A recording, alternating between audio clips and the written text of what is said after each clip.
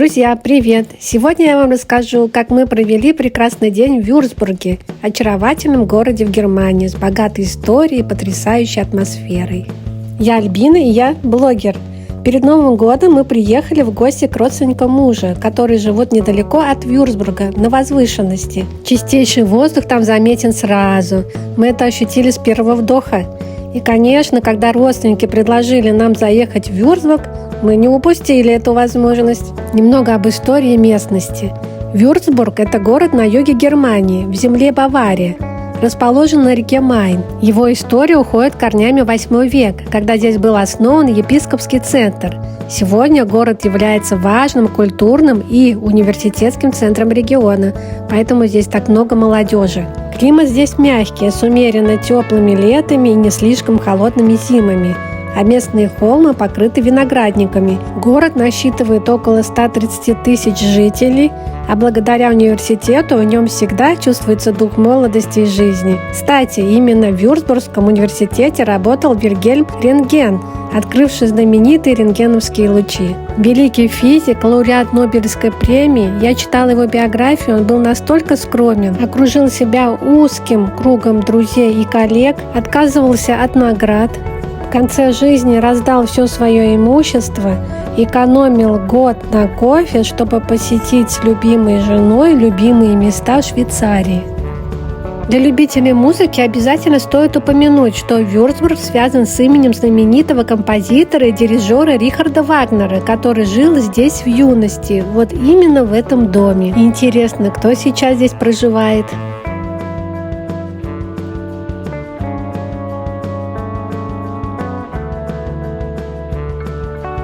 Вюрцбург покоряет своей атмосферой. Здесь удивительным образом сочетаются старинная архитектура и живая современность. Город славится своими уютными улочками, винодельнями и невероятными видами на возвышенности и виноградники. Но чем вам не Италия или Франция?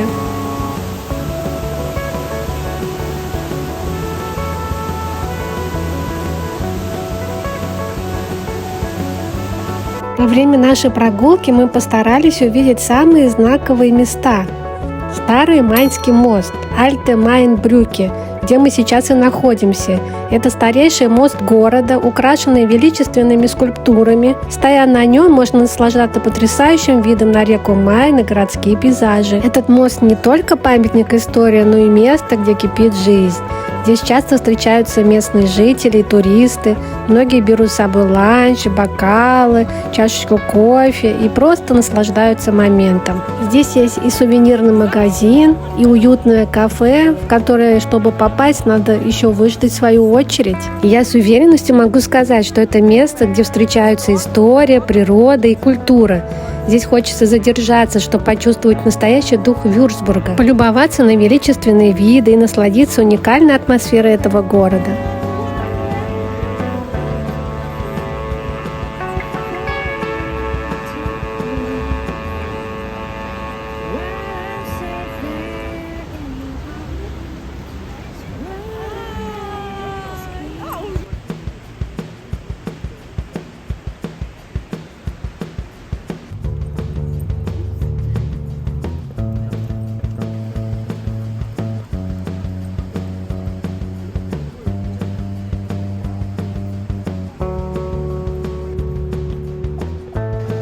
Река Майн – важная транспортная артерия, которая соединяет Вюрцбург с другими частями Европы. Примечательно, что если плыть по Майну, то через систему каналов можно добраться аж до Черного моря. Такое путешествие – настоящее приключение.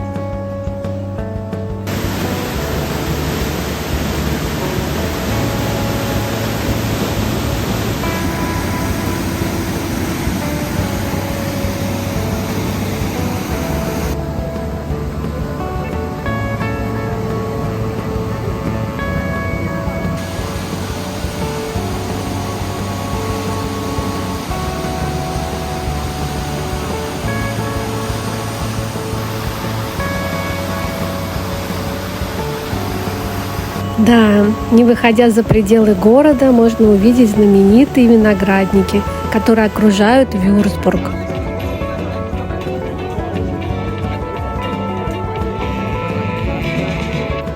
Мост построен в 15 веке и украшен 12 величественными скульптурами, созданными в 17-18 веках. Они изображают святых и важных исторических личностей, которые связаны с Вюрцбургом и его историей. Вот несколько из них я вам покажу. В основном это епископы и император Карл Великий, под покровительством которого развивалась Европа и Вюрцбург в частности.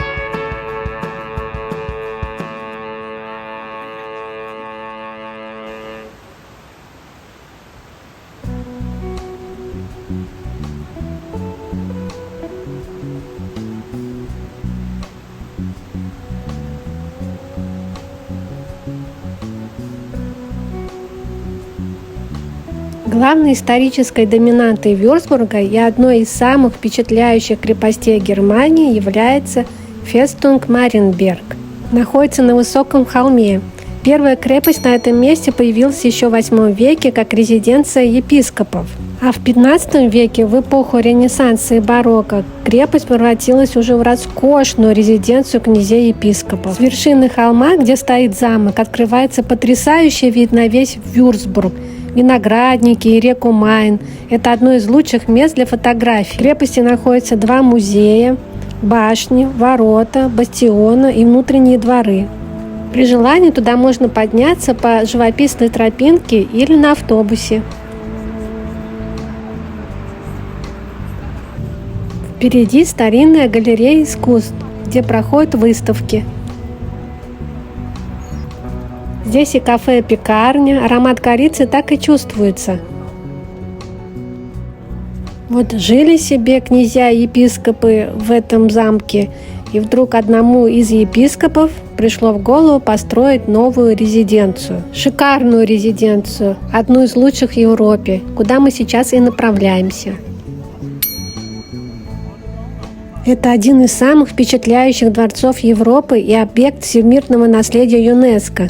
Это архитектурное чудо эпохи барокко, которое символизирует роскошь и величие князей-епископов Вюрцбурга. Инициатором строительства был князь-епископ Иоганн Филипп Франц фон Шонборн, который занял эту должность в 1719 году. Ему принадлежала идея создания дворца, который превзошел бы своей красотой и масштабом все другие резиденции Европы. Главная гордость резиденции – это парадная лестница, над которой находится крупнейшая в мире потолочная фресковая роспись работы итальянского художника Джованни Баттиста Тьепола. Она изображает аллегорию 4 частей света – Европы, Азии, Африки и Америки. В резиденции более 300 помещений, но наиболее знаменитый – это императорский зал, украшен мрамором, позолотой и росписями, зеркальный зал – яркий пример изысканности барокко, стены которого покрыты зеркалами и тонкой позолотой, и часовня резиденции – великолепный образец религиозной архитектуры с мраморным убранством.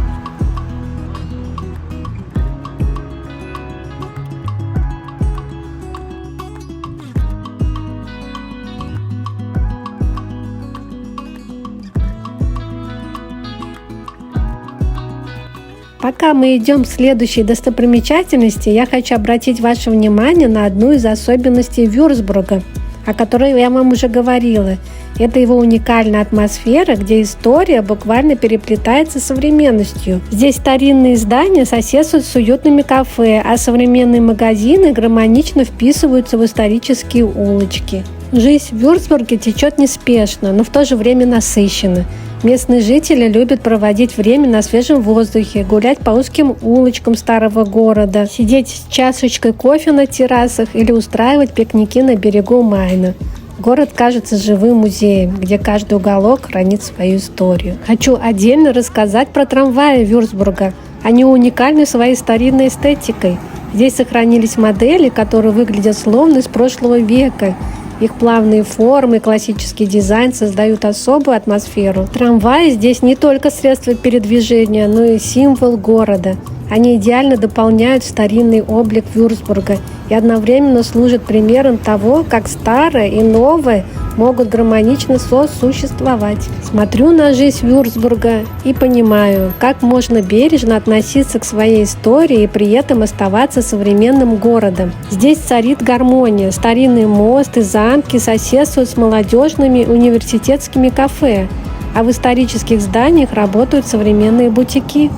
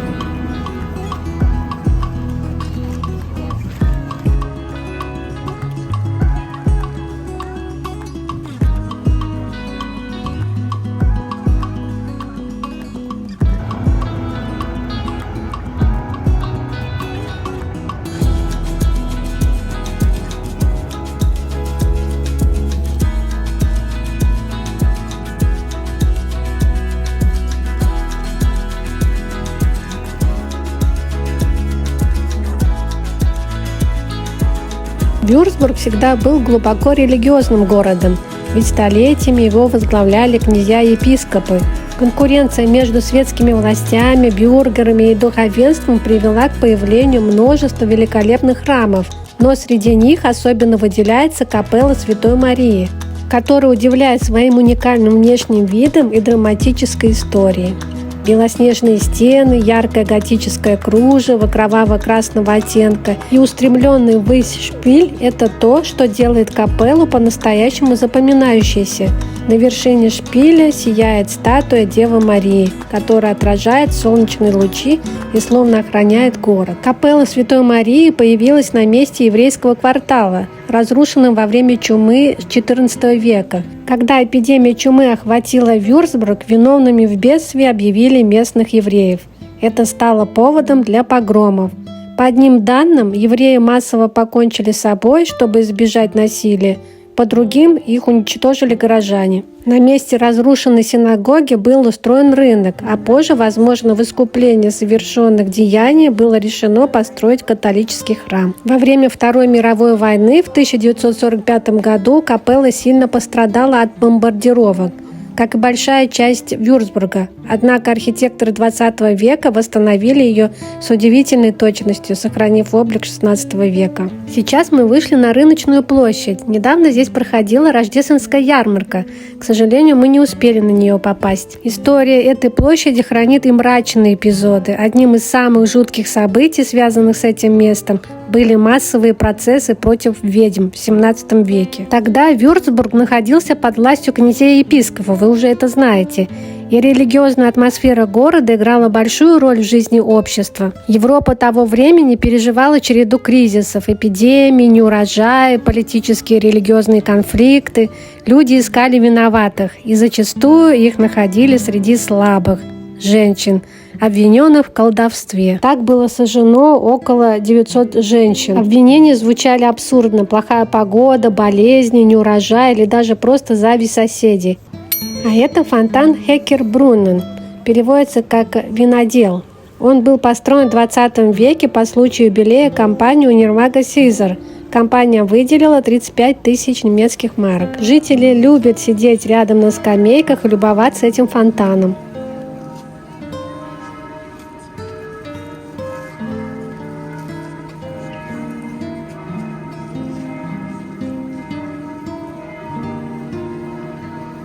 Один из самых фотографируемых домов в Вюрцбурге – Соколиный дом, Фалькенхаус. Построен в XVIII веке, долгое время был гостиницей с рестораном, знаменитой бизнес-дамой фрау Майснер. Сейчас здесь находится библиотека и информационный центр для туристов. Обратите внимание, в старинном доме с колоннами находится современный магазин ТК Макс и аптека.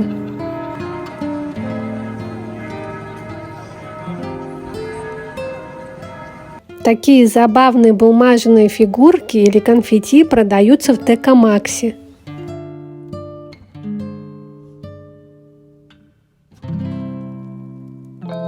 А этот обелиск на рынке напоминает о наполеоновском периоде правления Фердинанда Тосканского. Построен в XVIII веке в честь одного из епископов. Функционирует как фонтан.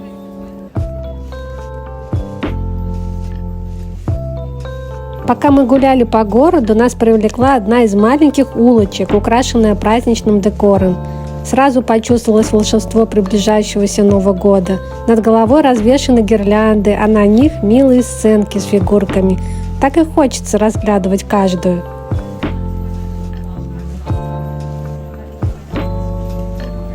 Здесь же открываются двери в уютные магазины ручной работы.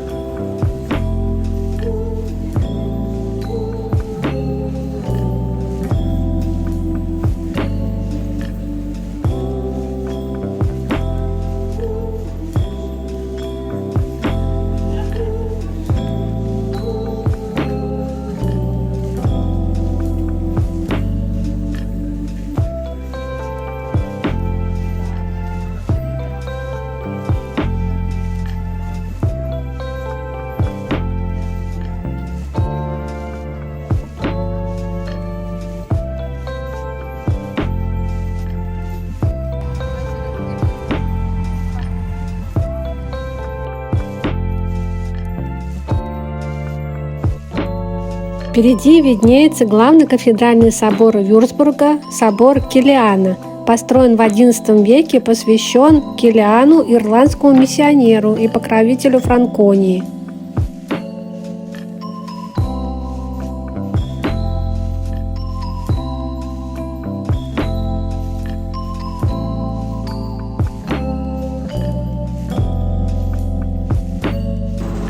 И снова интересный трамвай.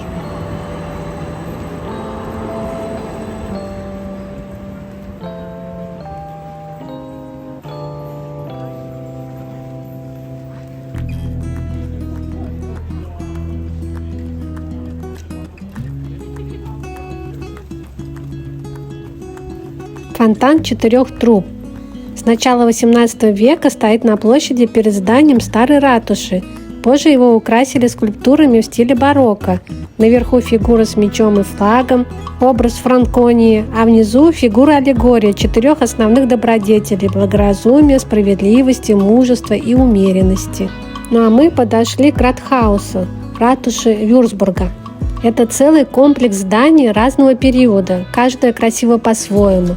Самая старая часть ратуши – Графен-Эккарт, единственное сохранившееся в Вюрцбурге строение в романском стиле.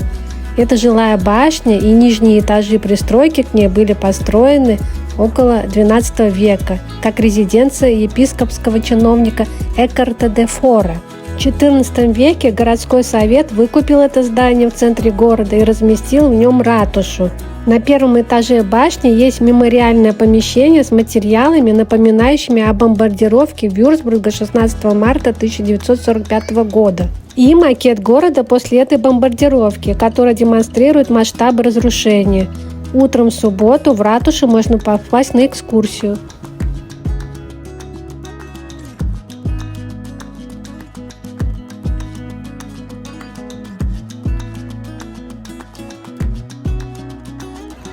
Обратите внимание, на башне изображены солнечные часы. На экскурсию мы не попали, но внутрь все-таки заглянули.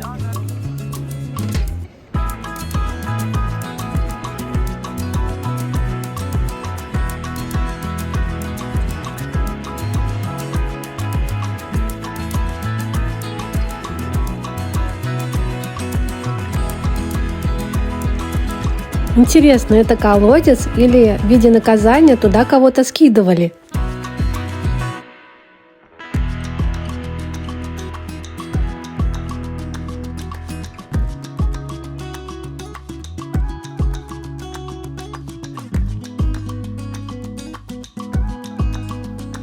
Ну, лица фигур очень устрашающие.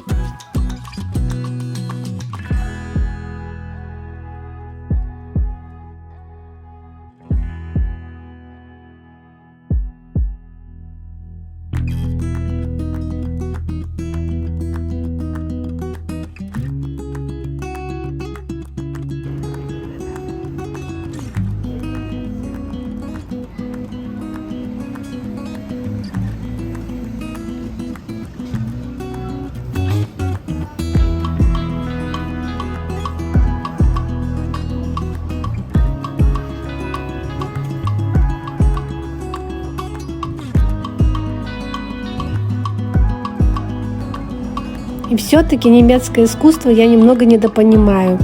На любителя.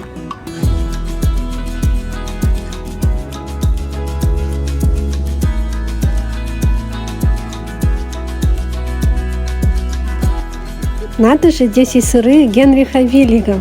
Помните, я рассказывала о нем в видео про Мюнхен? Это голландский производитель высококачественных сыров. Его продукция известна по всему миру благодаря оригинальным вкусам и высокому качеству. Здесь можно приобрести традиционные сыры гауда, козий сыр, овечий сыр, ароматизированные сыры с тмином, трюфелем, базиликом, горчицей, медом и другими добавками. Сыры разных степеней выдержки, от молодых до зрелых. Как видите, сыры Генри Виллиг часто продаются в удобной и стильной упаковке, что делает их идеальным подарком. Также здесь можно приобрести приборы для нарезки сыров. Сыры изготавливаются вручную с использованием традиционных голландских рецептов, натуральные ингредиенты, без консервантов и искусственных добавок. И многие магазины предлагают дегустации, где можно выбрать свой любимый вкус. Ну вот, снова разрекламировала, как всегда на моем канале реклама есть, а денег от нее нет. Но это пока. Надеюсь. Подходим к главному кафедральному собору, собору Килиана, чтобы зайти внутрь.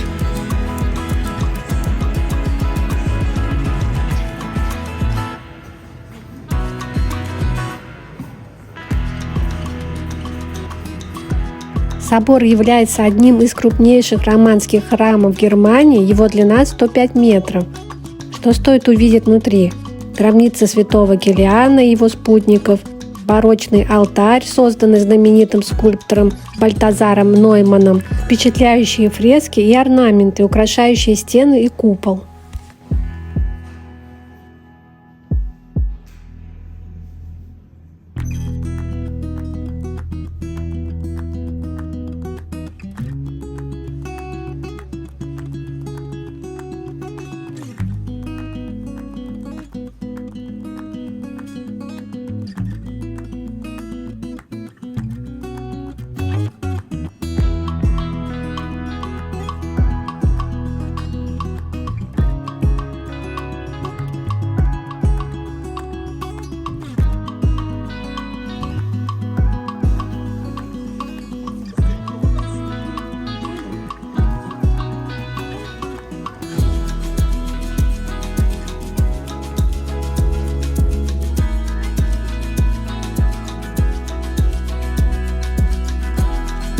И снова странные скульптуры.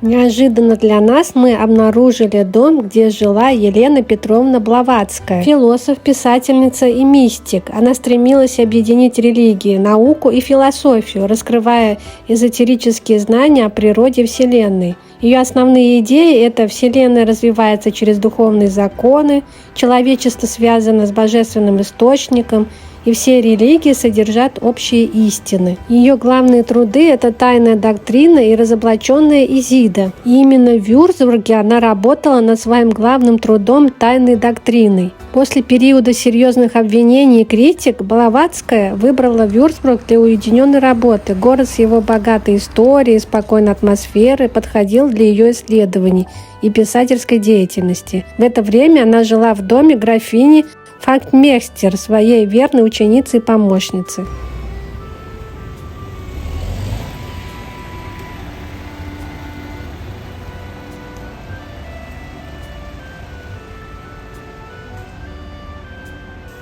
Решили зайти в турецкий магазин в Вюрцбурге, купить мясо, как раз сравним цены.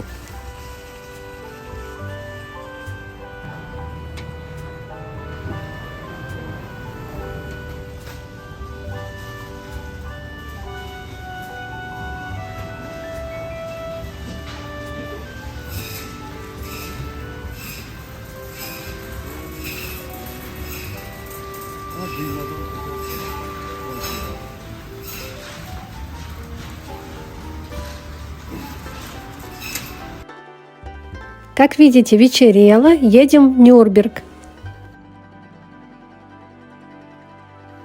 Друзья, 31 декабря, Нюрнберг, едем в кафе «Туркуаз» отметить Новый год.